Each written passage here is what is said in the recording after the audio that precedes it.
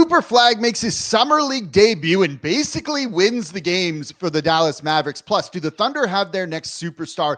And Derik Queen struggles for the Pelicans. Oh no, it's Locked On NBA game night. Let's go.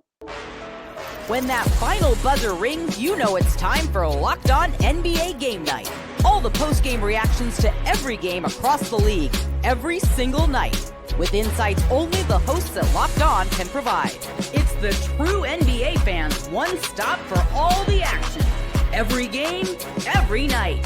It's Locked On NBA game night. Tipping off now. Welcome to another edition of Locked On NBA Game Night. Every game, every night, especially in Summer League. We are part of the Locked On Podcast Network, your team every day. On Fridays, I'm your co-host, Jake Madison, at NOLA Jake on Twitter, and the host of the Locked On Pelicans podcast. And I'm John Karalis, at John_Karalis on Twitter, and host of the Locked On Celtics podcast. Today's episode is brought to you by Game Time. Download the Game Time app, create an account, and use code LOCKEDONNBA for $20 off your first purchase. And of course, thank you for making Locked On NBA Game Night your first listen today and every day. We're even doing this in Summer League here, and we get Cooper Flagg's debut. The Thunder might have another generational superstar on their hands. And oh boy, Derik Queen not playing great for New Orleans. We got a lot to cover. I'm excited about this one, John. I wanted to come in hot. I wanted to come in hot takey, clickbaity, and I had the headline ready to go, and I can't use it because of what Cooper Flagg did at the end of that game in their win against the Los Angeles Lakers. Not Andrew Nembhard, the other Nembhard, outplaying Cooper Flagg, and I was ready to come in with the scorching hot take of two-way player outshines Cooper Flagg in Summer League. But then Cooper Flagg basically won the game for the Dallas Mavericks. Yeah, well, first of all, Andrew Nembhard, Ryan Nembhard, they're basically the same dude. They're the same person. You no genetic tests required. They are that's a Nembhard. Something in their blood makes them play that way. That's a Nembhard right there. So it's really fun to see. Kind of wild, but they play the exact same game. So no, they really do. Like if you watch the play, you're like, oh yeah, he's exactly like his brother. And it's like, wait, how did he go undrafted? He's not the story for the minute. We'll get to him in a minute here. Yeah. It's Cooper Flagg after. Right, game, that guy. Yeah, right. That one. Yeah, 10 points on 5 of 21 shooting, 6 rebounds, 4 assists, 3 steals. Look, it's Summer League, but right at the end of the game, he has a weak side block. Gets the rebound, basically leads a fast break, then kicks it out. I don't remember who he passed it to, who made the open three to give him the go-ahead bucket there. I thought it was Nembhard. He won the game for the Dallas Mavericks here. So I thought it was, didn't Nembhard hit that? I forget who hit that three, but or maybe Nembhard hit one earlier. But anyway, Cooper was, I think, first of all, you got to set the expectation of Summer League, and he's 18 years old. So yeah. This is a kid who looks like a man out there. He looks body-wise, he looks like he belongs. You're looking for translatable skills. I don't care that he missed 16 shots. That really is I don't care if makes or misses are not the biggest thing. How did he look? First of all, he looked gassed by the end, but I think that also, he played almost 32 minutes, which I didn't realize Tom Thibodeau was, coaching their Summer League team. But I thought he played really well. And in that last minute where he's totally gassed, he makes that block, he reaches down, he makes that defensive play, gets that ball up court, finds his teammate, makes the right play, makes the right read, and they win the game because of it. It's good to see a guy kind of make that play in that moment. But I thought throughout the game, he looked like a guy who you're like, okay, I can see the bones of a good NBA player in there. The way he brought the ball up, he only had one turnover, and that was a slip in a travel with 2:40 something to go. So they pressured him the whole game. He didn't turn the ball over once against their pressure. I thought he defended really well for a first Summer League game. So I saw a lot of good things from Cooper Flagg in his debut. As you said, right? He looked like he belonged. He looked like an NBA player. You can see the strength, you can see the athleticism. Look, that's going to take you by itself really, really far, right? And he looked great when he was running in transition. You could see him leading those fast breaks. Look, his shot wasn't falling. He was missing jumpers. It wasn't like he was missing shots at the rim or anything like that. He was missing jumpers. It's his first game in a while. This was hyped. Like here, watching that one on TV and just feeling the atmosphere from the arena. Yeah, you might have some nerves from that, right? He hasn't played a competitive basketball game since March, essentially. You might not be in game shape per se. Yeah. So some of the things that he struggled with a little bit are like, yeah, that's to be expected, and I'm not overall concerned. And then to rise to the occasion when he was gassed, like you said, yeah, that's going to work. Like he's going to be just fine when it comes to all that. Let's go over to Nick Angstadt from Locked On Mavs. Yeah, we're doing it for Summer League here. Let's get the local experts to give us their take. It is clear for Cooper Flagg. Mavs get a win in Summer League. The win is all that matters, right? In Summer League, Dubs get a win. Cooper Flagg came out swinging early. Coach Brockhammer said after the game, he said, it felt like we really sat and watched Cooper Flagg play at the beginning of the game. We got to do a better job of getting into our sets and getting into some more things early. But Cooper Flagg just came out and showed that he is not afraid. And the defense was afraid. The Lakers defense was doubling, trapping, sending help to Cooper Flagg every time he had the ball. He was handling the ball a ton in this game, and that's one of the things that we knew. Jason Kidd had mentioned before this, that Coach Brockhammer had said before this, they were going to allow him to handle the ball. They were going to allow him to be the point guard, basically, and he was for long stretches of this game with Ryan Nembhard sitting out. And speaking of Ryan Nembhard, absolutely incredible debut. 21 points for him, and he just looked poised. Every time coming off of a pick and roll, he just had the patience. He had the just the vision to be able to say, all right, I can pull up here or I can make this pass here. He was absolutely awesome and made eventually the game-winning shot. When Cooper made the game-winning block. Incredible debut for Ryan Nembhard and a good start for the day. All right, there you go. It was Nembhard. So let's talk about him now. May as well, because he was awesome in this game. Yeah, he was good. And look, I don't put too much stock in a lot of summer league success. He played great. He did what he needed to do. But I think that he's going to be, well, like I said, just like his brother, he's going to be like one of those guys that you could probably count on off the bench. And you'll need that for the Mavericks. I liked what he did. He hit the shots. He made the plays. He did have that poise that Nick was talking about. I wanted to call him Johnny Bravo there for a second. But I think Ryan Nembhard was kind of like you said at the top, he kind of like almost stole the show from Cooper Flagg. Yeah.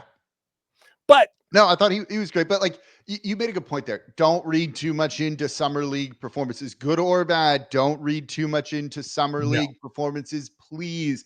As much as I want to come in here overreacting and it would be fun, we're not going to do that. Yeah. Look, when it comes to Cooper, I thought Tim Legler had like a couple of great points about how the ball came off his hand, that it's coming off a little wrong. And that's something that's coachable. He went to some of the moves that worked at Duke that weren't working in this summer league.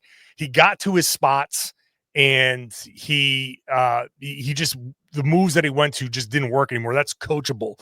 The stuff that's coachable is something that you can work on. And over the course of a rookie year for an 18-year-old, he's going to figure it out. And he's going to get stronger and all of that stuff. So just focusing on Cooper's debut, it's a lot of good things. The missed shots don't mean a damn thing to me. Just like made shots don't mean a damn thing to me. And so Nembhard played great and made great decisions. That's what matters. Cooper Flagg played really well and made some good decisions. Thought he was kind of caught up in the spotlight a little bit early. Maybe he had a little, butterflies, jitters or whatever.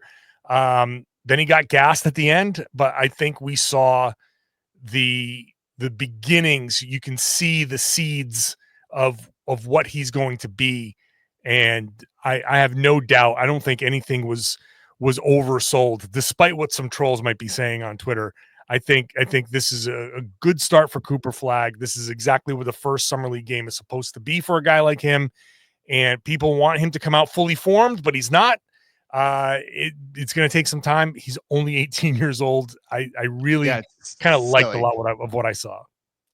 Yeah, absolutely. Another guy that we liked who we saw was Nikola Topic of the Oklahoma City Thunder. Let's look at them and a little bit of weirdness. I want to get into the Nets. I want to touch on one or two things there too. That's coming up here next in today's episode of Locked On NBA Game Night.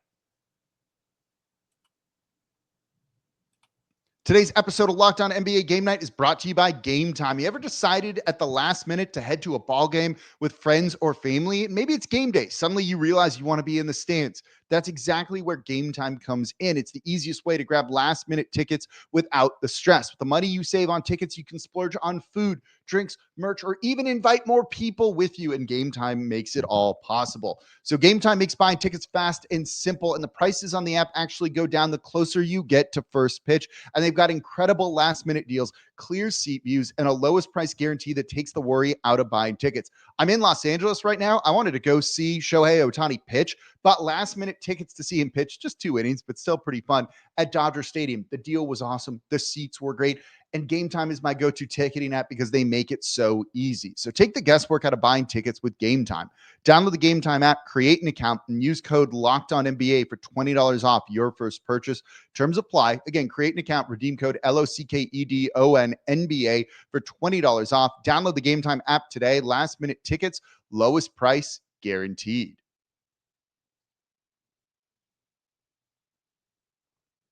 And thank you for making Locked On NBA Game Night every game, every night, even in Summer League, your first listen today and every day. We are part of the Locked On Podcast Network, your team every day. For your second listen, though, go just check out Locked On NBA. Same feed as this one. Doug, Matt, and Hayes keep you up to date on contract negotiations, rumors, and everything you need to be the most informed NBA fan. Find Locked On NBA on YouTube or wherever you listen to your podcast. Part of the Locked On Podcast Network, your team every day.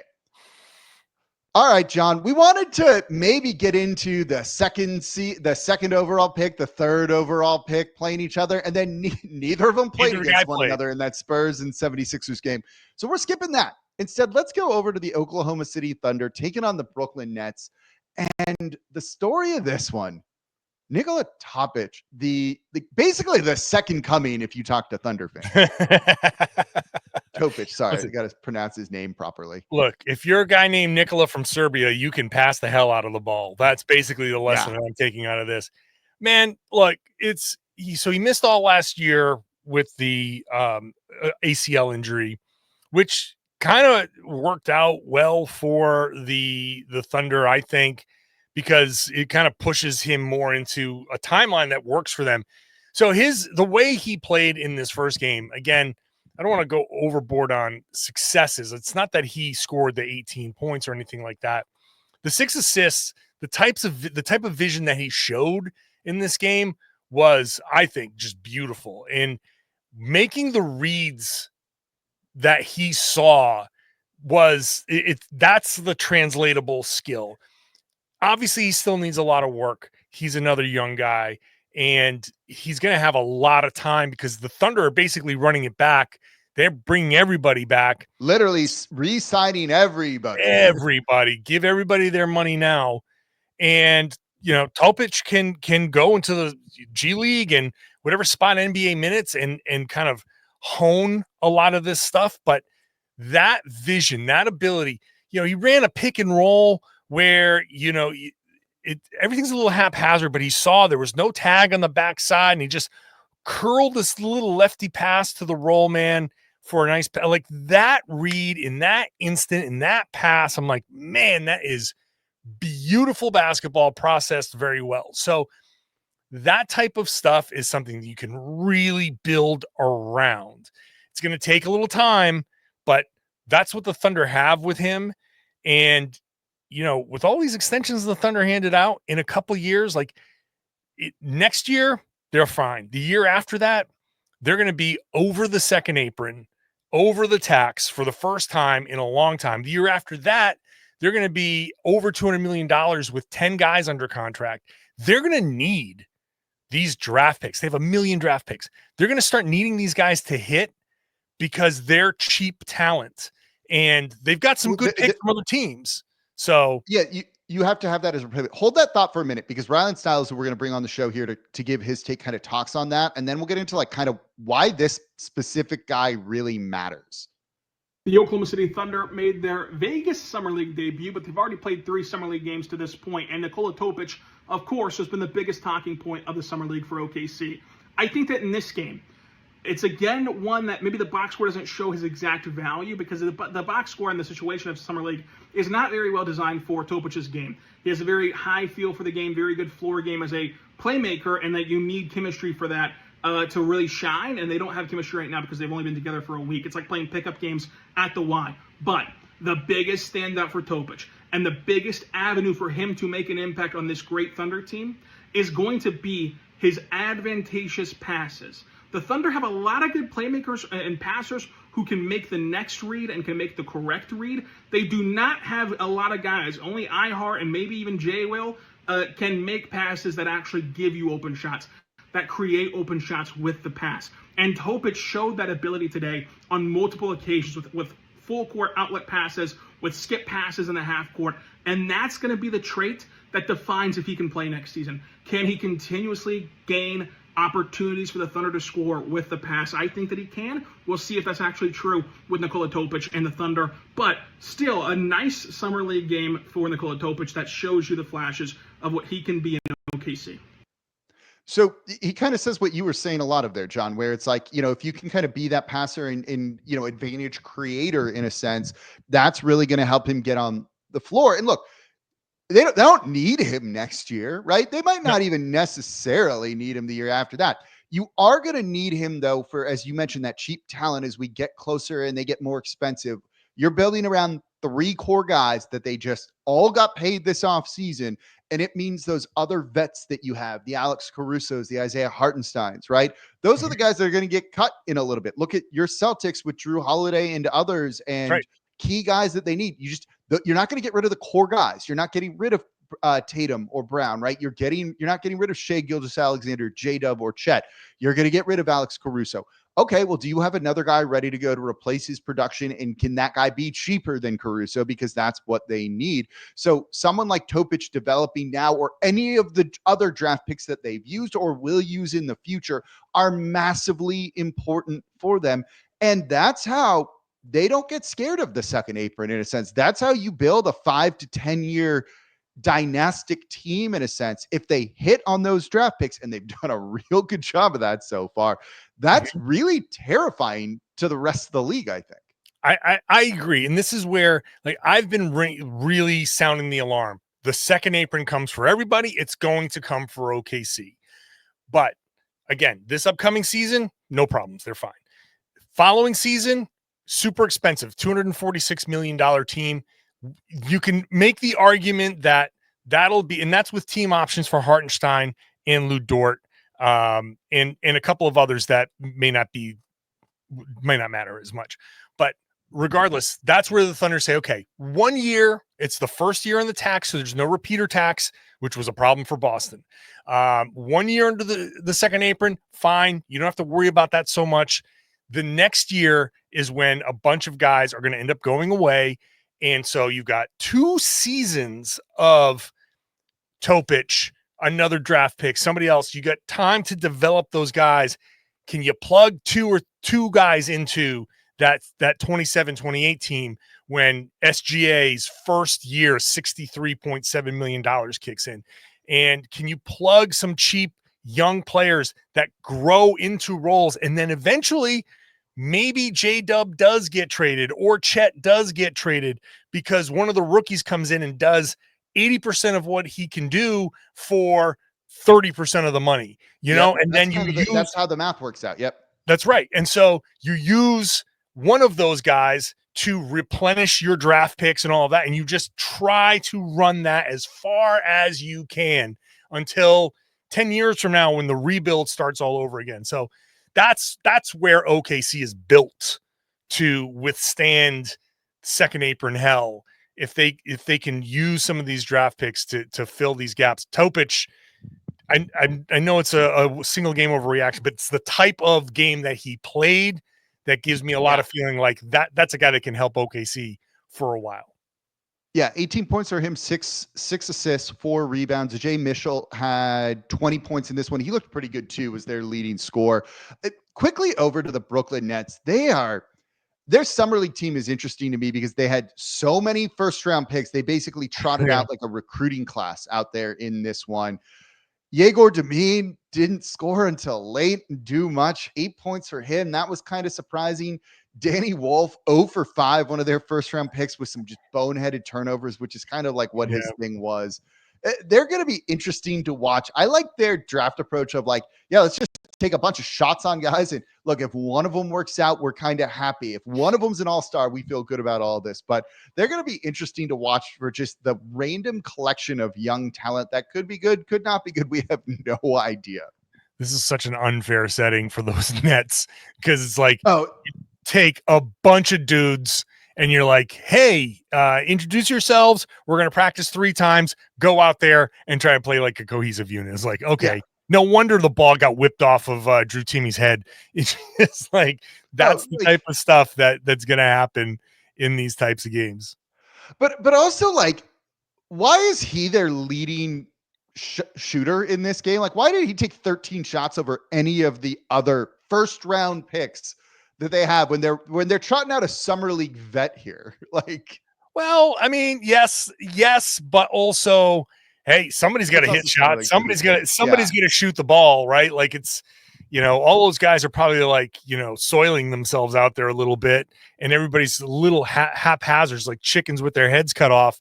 So, Jimmy's just in there like, look, just give me the ball. I'll put it in the basket. Let's go back and play defense. We can come back down and we'll try it again. And if no one can shoot, just give me the ball. I'll put it in the basket again and we'll try it again the next time. So, yeah, it's going to be a mess. Like it's funny to see all the tweets like, oh, Brooklyn's already tanking. So it's really funny, but this is Brooklyn. This is part of the, hey, you just got to figure it out process. And so totally unfair to judge any of these guys off of this. Totally. Speaking of a team that can't tank, the New Orleans Pelicans, because they basically used next year's draft pick this year in Derik Queen after also drafting Jeremiah Fears. Queen did not look good. Let's break that down. Coming up here in today's episode of Locked On NBA Game Night. Can't wait.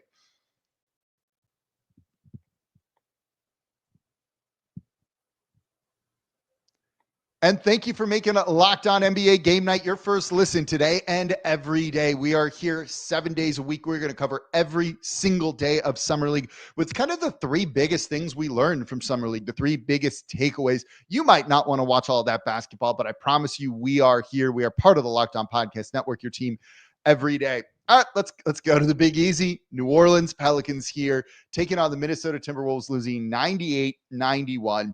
2 interesting rookies for New Orleans. Like, it's worth talking about this one, I think. And I was very excited to watch Jeremiah Fears in Derik Queen played. Where you want to start, John? The good or the bad? I'm gonna have you finish on a high note. I'm gonna have you finish on a high note. So we're starting with Derik Queen. We'll start with Derik Queen. Derik Queen did not play well. Mm-hmm. Mm-hmm. And that's okay. So here's why this matters, right? If you go back to draft night, the Pelicans had the 23rd overall pick after a trade with the Indiana Pacers, then traded next year's unprotected first that could either be the Pelicans or Milwaukee. It's got swap rights on it. It's only 1 pick, but basically it could be good if one of those 2 teams are bad, and traded that unprotected to move up 10 spots to 13 to draft Derik Queen. They've justified it as essentially using next year's pick a year early, and they're very high on Queen. They had Queen, I think, 6 or 7 on their board. So the opportunity to get him at 13 represented a lot of value in their opinion. But you then heap a ton of pressure onto Derik Queen, and he basically has to be good this year to almost justify it, because this could, and I cover the team, could easily be a top 5 pick next year, especially when you factor in New Orleans injury health. Derik Queen came out, and I don't think it's as bad as some people are making it out to be, but he was not good in this game, to kind of put it mildly. Yeah. So I'm going to read a line from the Ringer's draft preview and their scouting report of Derik Queen. And I think this is so accurate. Queen is a never-ending back and forth between marveling over his skill and fretting over how he'll adapt to the NBA, the speed of the game, the size of the athletes, and ruthless accountability.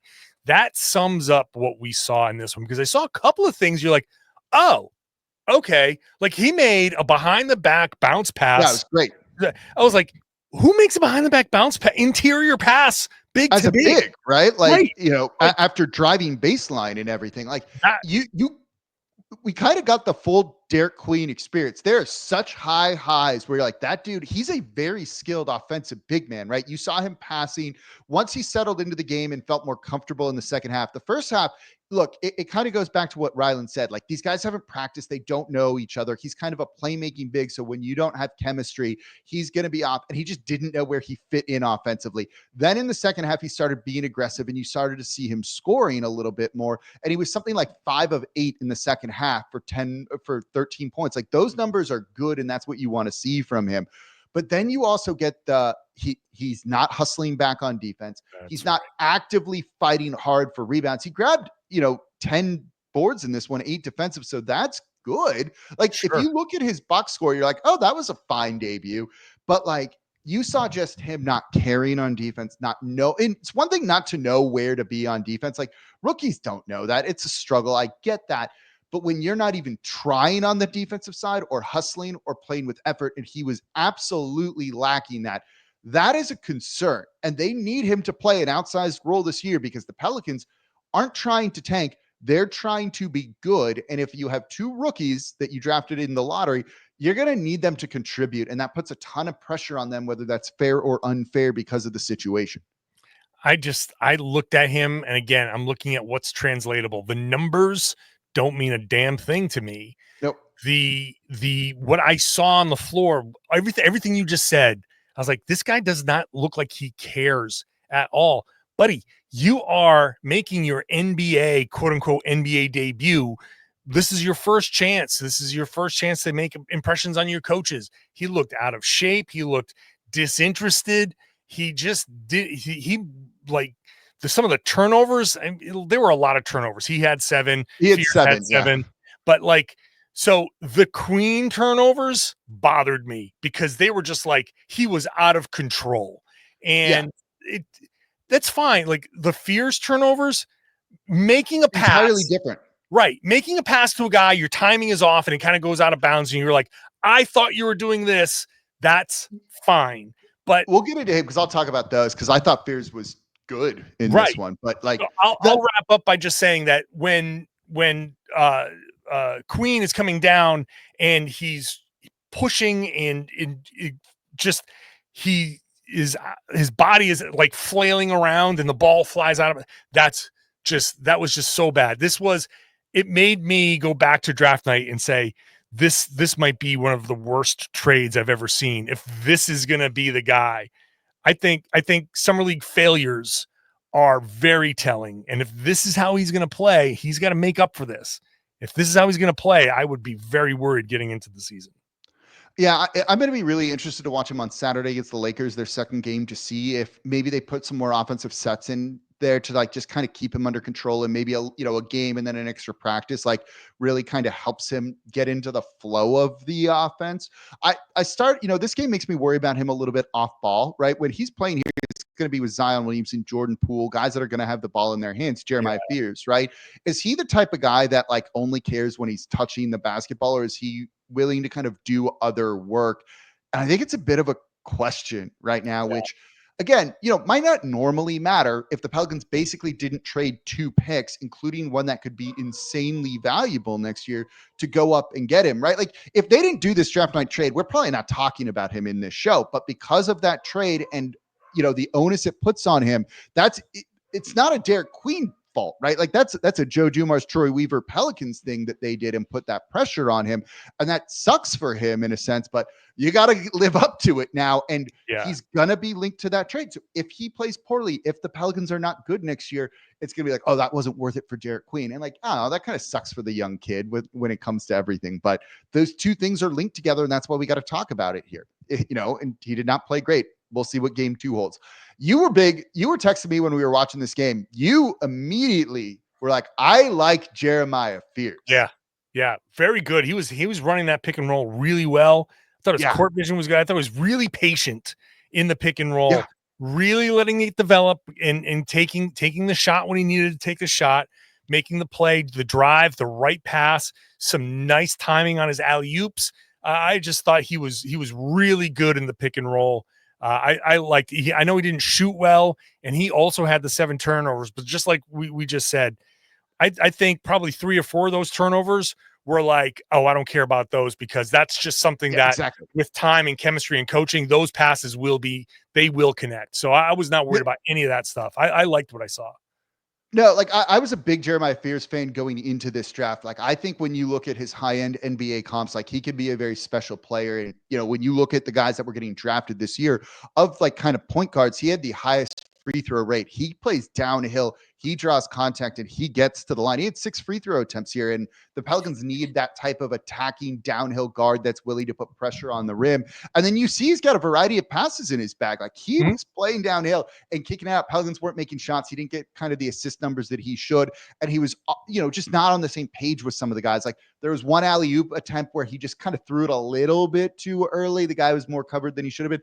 That's fine. That comes with time. There was another pass down low in the middle of the defense that Micah Peavy just stopped running for whatever reason instead of collecting the ball and scoring an easy layup. Those turnovers will get lower. The shooting will come, like we kind of talked about with Cooper Flagg. With Jeremiah Fears, like, if anything, it was like, dude, slow down just a little bit. He seemed a little too amped up, a little too sped up at times, but you saw the vision in the pick and roll. You saw the passing bag that he has, and he just kept going at it. Look, the Timberwolves blocked 12 shots here. 12 shots. And he was like, nah, I'm going to keep attacking. Like, you know, Zero Fears, his number and his last name, like, truly kind of describes how he played. He's going to be a fan favorite just on that alone. I was pretty happy with how he played. And look, they need that type of point guard. So that was encouraging to see for me, for the Pelicans, in like a mixed bag of a summer league game. Just translatable stuff. That's what you're looking for. It's translatable stuff. And okay, so he played too fast, not a problem. You can show him the film and be like, slow down a little bit, son. And he'll be like, yes, you have to slow down. And but even so, again, after he was patient, he even playing, you know, a little too fast, he was patient. These guys are going to figure that stuff out. So mixed bag for you guys in New Orleans, but I like what I saw from Fears. You just got to hope Queen he's got to shake that rap, man. He's got to shake that rap quick. Yes. We'll see what he does. I'm really curious to see him in the second game. Also on the Timberwolves, shout out Yohan Berenjay, right? He had 6 blocks in this game. He was just all over the place and looked phenomenal as their starting center. He was really great in this game.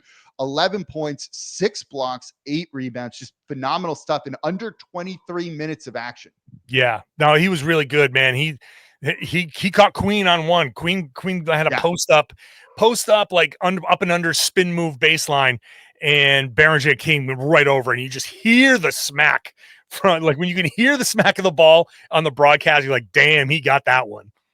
He was blocking Yves Missi, who started the majority of the season for the Pelicans last year and made second team all rookie. And he was like, no, I got you here, buddy. Don't even worry about it. Yeah. Really great performance from him. So that's what we're doing here during Summer League on the Locked On NBA Game Night podcast. Every Summer League game, maybe not every game, but most Summer League games every night here. We are part of the Locked On Podcast Network, your team every day. On Fridays, I'm your co-host, Jake Madison, at Nola Jake on Twitter, and the host of the Locked On Pelicans podcast. And I'm John Karalis, at John_Karalis on Twitter, host of the Locked On Celtics podcast. Appreciate y'all listening. Enjoy Summer League. We'll be back with y'all next week.